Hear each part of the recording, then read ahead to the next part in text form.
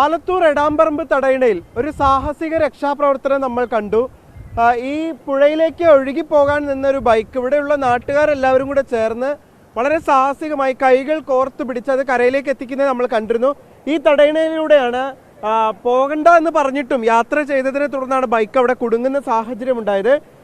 Bike മാത്രമല്ല, ആളടക്കം ഒരുപക്ഷെ വെള്ളത്തിൽ അകപ്പെട്ടു പോകേണ്ടതായിരുന്നു. എന്തായാലും അവരെ രക്ഷിച്ച നാട്ടുകാരിൽ ഒരാൾ ഇപ്പോൾ നമ്മളോടൊപ്പം ചേരുന്നുണ്ട്. ശിവൻചേട്ടൻ ആ സംഘത്തിൽ ഉണ്ടായിരുന്നു. അദ്ദേഹമാണ് ആദ്യം ഈ തടയണയിലേക്ക് ഇറങ്ങി അത് രക്ഷപ്പെടുത്താൻ മുന്നിട്ടിറങ്ങിയത്. എന്താണ് അപ്പോൾ സംഭവിച്ചത്? നമുക്ക് എന്താണെന്ന് പറഞ്ഞു കഴിഞ്ഞാൽ ആരും കണ്ടില്ല. അതുകൊണ്ട് ആളിങ്ങനെ വന്നു. 2-3 കുട്ടികൾ ഇവിടെ പുഴ കാണാൻ വന്നിട്ടുണ്ടായിരുന്നു. ആ കുട്ടികൾ നിലവിളി കൂട്ടി അപ്പുറത്ത് ആൾക്കാർ വന്ന് അപ്പോഴേക്കും ഞാനും ഒരു കൂട്ടുകാരനും എത്തി. പിന്നെ കൈ കോർത്ത് അല്ലാണ്ട് കയറ് കിട്ടിയില്ല.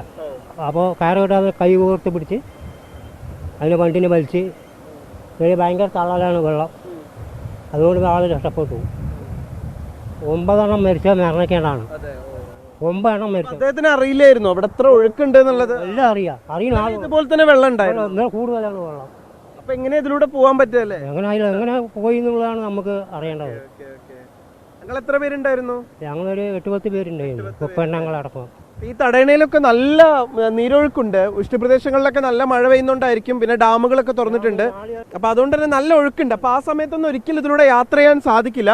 എന്തായാലും അങ്ങനെ അപകടകരമായി സാഹസികമായി യാത്ര ചെയ്യാൻ ശ്രമിച്ചപ്പോഴാണ് ഇത്തരത്തിലുള്ള ഒരു അപകടം ഉണ്ടായത്. എന്തായാലും ഇവിടുത്തെ നാട്ടുകാരുടെ സമയോചിതമായിട്ടുള്ള ഇടപെടൽ മൂലമാണ് ആ അപകടത്തിന്റെ വ്യാപ്തി അല്പമെങ്കിലും കുറയ്ക്കാൻ കഴിഞ്ഞത്. ചുള്ളിമട സ്വദേശിയായിട്ടുള്ള പൊന്നുമണി എന്ന ആളാണ് ഇതിലൂടെ യാത്ര ചെയ്തത്. എന്തായാലും ആ വാഹനം ഈ നാട്ടുകാരുടെ ഒക്കെ പരിശ്രമത്താൽ കരക്കി കയറ്റാൻ കഴിഞ്ഞു. രാജീവ് സുദേവിനൊപ്പം ആലത്തൂരിൽ നിന്ന് നിഖിൽ പ്രമേഷ്, 24.